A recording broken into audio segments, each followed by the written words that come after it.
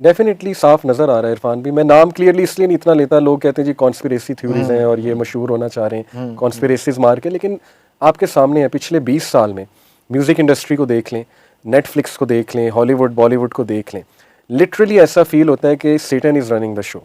यानी मोरालिटी को डिग्रेड किया गया है मूवीज़ में, मजाक उड़ाया गया है मॉरल बंदे का, और हर वो बंदा जो मतलब थोड़ा ईवल है, आप देखें ना विलेंस को कितना ग्लैमराइज करके दिखाया गया।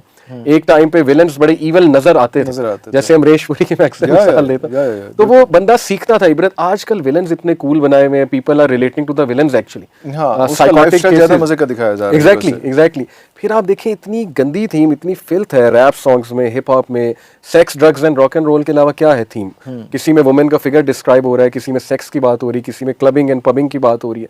इसी तरह आप ये टीवी सीरीज देख लें, न्यूडिटी इस तरह है जैसे कि हैंडशेक, जिना को इस तरह आम किया जा रहा है कैजुअली जैसे it's a handshake, extra marital affairs को कितना नॉर्मलाइज करवाया जा रहा है। इवन बॉलीवुड की टीवी सीरीज में आप देख लें एक्स्ट्रा मैरिटल अफेयर्स कितने दिखाए जाते हैं। तो व्हाट डू यू थिंक इनका इफेक्ट नहीं है हमारे ब्रेन पे? बहुत इफेक्ट है हमारा। जो ये सब्लिमिनल साइकोलॉजी की पूरी फील्ड है, हिडन मैसेजेस और सब्लिमिनल मैसेजेस जो अनकॉन्शियस में जाके रच बस जाए हमारे, 95% part of the brain is unconscious. तो ये इतनी बड़ी इंजीनियरिंग ये कर रहे हैं ना, और इस लेवल पे लगे हुए हैं पूरा सैटेनिक वर्ल्ड ऑर्डर बनाने के लिए, टू बी ऑनेस्ट। और इनका एम ही ये है कि इमोरल बना दो सबको, सोल को ख़त्म कर दो इनको रोबोट्स बना दो, स्लेव्स बना दो। तो ऑब्वियसली जो आपने नाम लिए वो मैं खुल के इतने नहीं लेता because of conspiracy theories, but आपके सामने आप खुद बताएं क्या हो रहा है।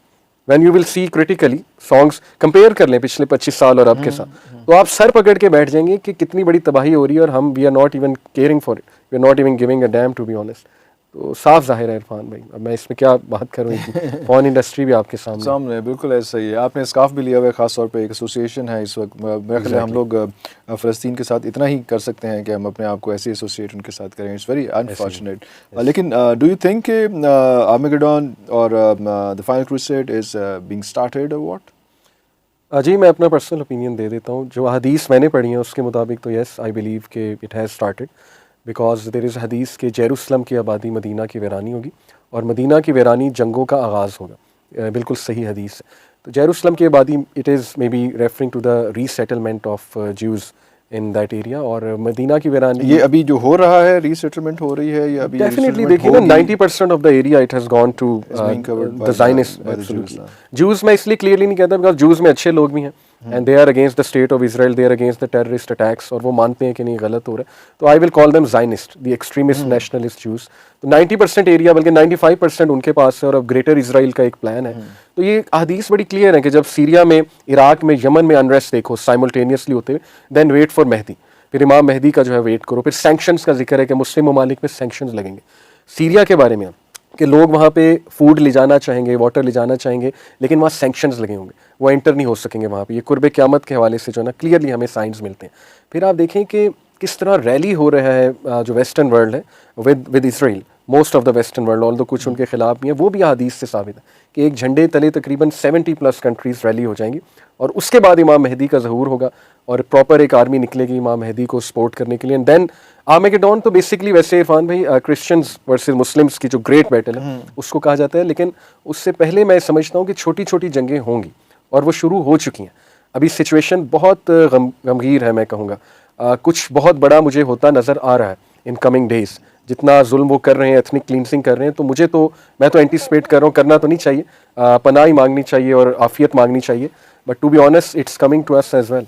मतलब मैं बहुत बड़ी बात कर रहा हूँ। So we need to get out of our comfort zones. हमें भी थोड़ा सा ना शऊर बेदार अपना करना चाहिए, अपने आप को थोड़ा मेंटली प्रिपेयर करना चाहिए टफ टाइम्स के लिए। अल्लाह आसानी करे, बट दिस इज़ रियलिटी हदीस की रोशनी में जो मैंने आपको जो है। आपने अभी बात की मदीना की वीरानी के हवाले से, मदीना की वीरानी से आपकी क्या मुराद है? देखें इसमें बेहतर तो उलमा कमेंट कर सकते हैं, लेकिन व्हाट आई बिलीव इज़ कि मे बी इट मीन्स के वो ईमान चला जाएगा जिसमें मदीना बिल्ड हुआ था और वो स्पिरिट ख़त्म हो जाएगा मुसलमानों में, because Medina is the epicentre of Islamic civilization and spirit. तो मेरे ख्याल में इससे ये मुराद है कि मुसलमानों में वो दम नहीं रहेगा, जो कि आज नज़र भी आ रहा है टू बी ऑनेस्ट। यानी 57 Muslim countries, but they can't even इतना भी नहीं कर सकते कि बॉर्डर खुलवा लें और उन तक कुछ पहुँचा दें। तो वो साफ हमें नज़र आ रहा है, अल्लाह माफ़ करे। बाकी वल्लाहु आलम, अल्लाह नोज़ इससे क्या मुराद है, अल्लाह नोज़ बेस्ट।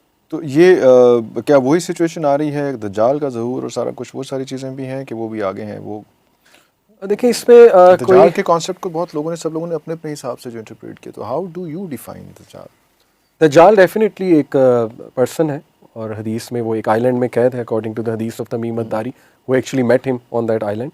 वल्लाहु आलम कौन सा आइलैंड है, अल्लाह नोज़ बेस्ट। लेकिन ये कि इमाम मेहदी का जब ज़हूर होगा तो वो गुस्से में जंजीरें तोड़ के बाहर आएगा, ये सही हदीस से साबित है। तो देखें दज्जाली सिविलाइजेशन तो है currently, we are living in that because it is the massive age of deception, क्योंकि दज्जाल is derive from the root word दजल विच मीन डिसेप्शन, और दज्जाल आपको पता है मास्टर ऑफ डिसेप्शन होगा।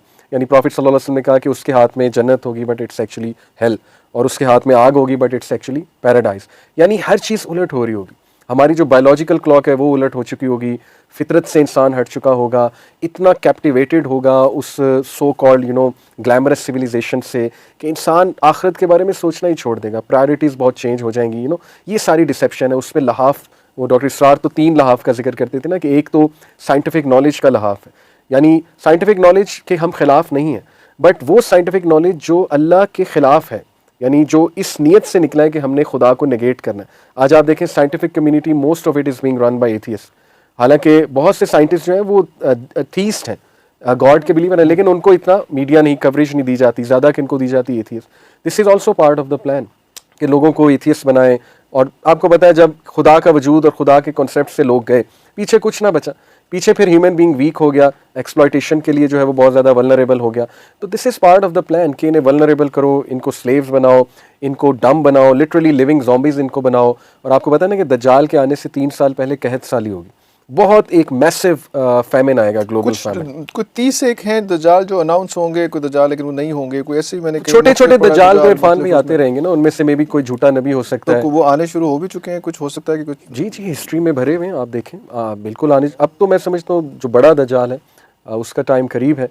और जैसे मैंने 3 साल ग्लोबल फैमिन का जिक्र किया, उसमें एक बड़ा इंटरेस्टिंग सोल्यूशन भी हमें मिलता है।